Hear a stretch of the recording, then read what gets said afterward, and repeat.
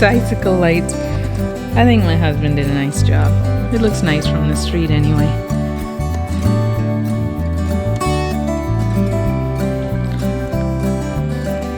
There's Mr. Spot.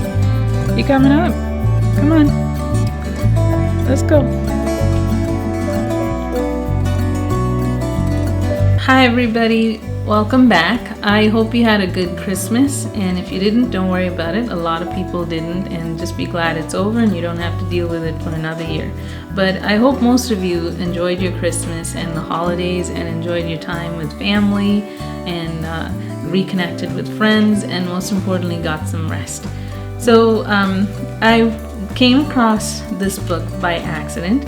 My husband rescued Christmas this year. He took my parents to church. He took all of us to brunch and then drove in the worst fog I've seen since San Francisco and Nova Scotia to Toronto. So he came home and he had some papers from church. And me being the minimalist started to declutter immediately and started recycling, and I came across this book. It was wrapped in the papers and it was given at the end of Mass. The name of the book is called Rediscover the Saints. It's written by Matthew Kelly, and it's 25 questions that will change your life. So I thought the timing was great. I read it in a hurry as soon as we got home from Toronto, and I thought this is going to be perfect. I can incorporate habit formation. The New Year's coming up. This could be great. And my husband is of a different religion, so that's why this is especially sweet. I could reconnect with the religion that I grew up with. And so I would basically summarize this as a wasted opportunity. Here's why I say that. So the book has 25 saints, each chapter is divided into one saint. And I was really interested in Saint Therese of Lisieux. I believe she died very young. She was only 24, and she was in France. And she is known for seeing God in the smallest things and doing the smallest things with greatest love. So I first heard about this saint from Gretchen Rubin, and she mentions this saint as well, except Gretchen Rubin is very concrete in the way she speaks and the way she writes. So I remembered the saint because there's an incident where she's very dedicated to prayer, and there's a nun adjacent to her that's really annoying, and so she told that story. Now, this was a missed opportunity because I was hoping that those 25 questions would change my life.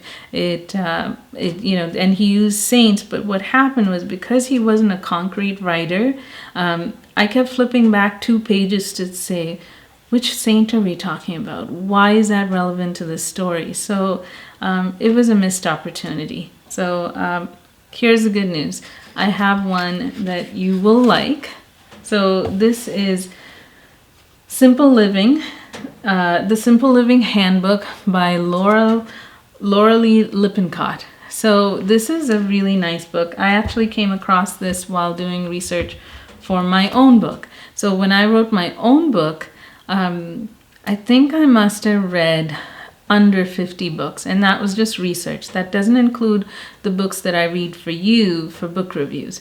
And I'm not religious at all. I celebrate everybody's religion. So as soon as I discovered, oh wait, this is a religious book, it was too late. I really liked her. I liked her writing. I liked how concrete she was. She was very honest. And I liked where she came from. So unlike the rest of us minimalists who turn to it because of tragedy, loss, something traumatic, or something embarrassing, she came to it by accident. Her husband works in construction, and he took a job, I think 5 hours south, so the weather was 10 degrees warmer, and she could play with the children longer in the pool because she homeschools and she's a stay-at-home mom. And she realized because they had less possessions, she was happier. The children were better attended to. She had time to write, and that started her minimalism journey. So really nice book. She's very concrete. She's a good writer. One of the things you'll notice is she writes the book in 3 parts: part 3, 2, 1, stop. And it basically shows the progression of things getting smaller, smaller, and smaller, or possessions. So I just want to leave you with this before I go. She suggests something called New Start, and I think it's perfect for the new year. So N stands for nutrition, E stands for exercise, W stands for water, S for sunlight, T for temperance, air, A for air, fresh air, R for rest, and T, trust in the divine power. So I hope you all have a great 2020, and I wish you all the best in the coming year. Take good care of yourself, and I'll see you in the next video. Bye.